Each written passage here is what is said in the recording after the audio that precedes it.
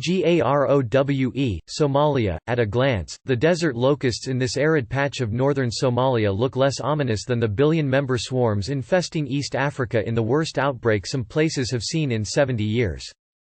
But their time will come. Small and wingless, the hopping young locusts are the next wave in the outbreak that threatens more than 10 million people across the region with a severe hunger crisis. And they are growing up in one of the most inaccessible places on the planet. Large parts of Somalia south of this semi-autonomous Puntland region are under threat, or held by, the al-Qaeda-linked al-Shabaab extremist group. That makes it difficult or impossible to conduct the aerial spraying of the locusts that experts say is the only effective control. Somalia has declared the outbreak a national emergency. Across the region, it has the potential to be the most devastating plague of locusts in any of our living memories if we don't reduce the problem faster than we're doing at the moment, UN humanitarian chief Mark Lowcock said. As an armed Somali policeman stood by, experts on Thursday walked across the dry land crawling with the young locusts and explained the threat to come if the world doesn't act right now.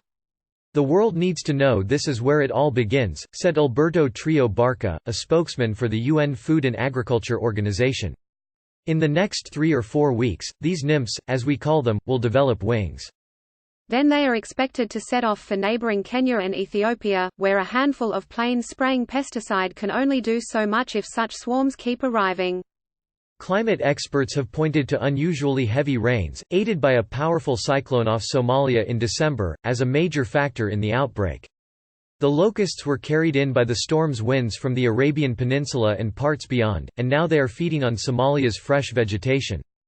With more rains expected in the region in the coming weeks, the number of locusts if unchecked could grow by up to 500 times by June, when drier weather is expected. But that drier weather is not necessarily the solution, said Dominique Burgeon, the FAO's Emergency and Resilience Director. The density of the locusts is now so high that even normal moisture can lead to another generation, he said. We cannot believe in Mother Nature to solve it, he explained. Without enough spraying to stop the swarms, the already worrying outbreak could turn into a plague, and when you have a plague, it takes years to control, he said. Against that sweeping outlook, a few masked workers with white protective suits and pesticide containers strapped to their backs stood in the camel-crossed Somali desert, spritzing the thousands of locusts clinging to thorny bushes. The world's changing climate brings the risk of more cyclones coming in from the warming Indian Ocean off East Africa, climate experts say. With that, the likelihood of further locust outbreaks grows. The sort of new normal, Burgeon said. And that means Kenya, Ethiopia and other East African countries that rarely see such outbreaks and found themselves largely unprepared for this one could join frontline countries in parts of West Africa and the Middle East, experts say. Those countries have well-trained monitoring and prevention systems in place for more frequent locust outbreaks. The FAO has asked international donors to give $76 million immediately to help control this outbreak. So far $19 million is in hand, Burgeon said. The biggest challenge is the scale of the breeding, as you can see all around us, Barker said. These locusts, he said, will be migrating to southern Somalia and parts of Kenya and Ethiopia just as crops are germinating there. If at that time there are huge quantities of locusts around, it will have a devastating impact on the crops. Burgeon said. Other East African countries including South Sudan, Eritrea and Djibouti are also at risk, Burgeon said. Millions of people in some of these places are already facing hunger in the wake of civil war or more common challenges such as poverty. Locusts began to arrive Sunday in Uganda, reaching a village near the Kenyan border, according to Martin Ower, the country's commissioner in charge of disaster preparedness.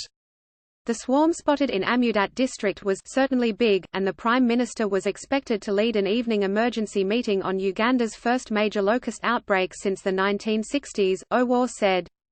Here in rural Somalia, where about 50% of the people depend on animals for their livelihoods, the locusts are eating the pasturage. The animals weaken, their milk decreases and small children, who depend on the milk to survive, suffer skyrocketing malnutrition, the experts said. Those fighting the locust outbreak may try to negotiate with Somalia's extremist fighters to allow spraying in rural areas where they are active, Burgeon said. Already emergency workers are going in where they can. In a few weeks the young locusts will shed their skin, said Keith Cressman, a senior locust forecasting officer with the FAO. It takes a few days to warm up their wings, he said. Some test flights follow and they're on the move. The locusts at that stage are bright pink and in their most voracious state, like very hungry teenagers, Cressman said. By now, many people in Kenya and Ethiopia know them well. After a month or so, the locusts will be mature adults, ready to reproduce. Soon after copulating and laying eggs the locusts will die, but their progeny will be hatching, Cressman said. And we have another generation of locusts to contend with about another 20-fold increase.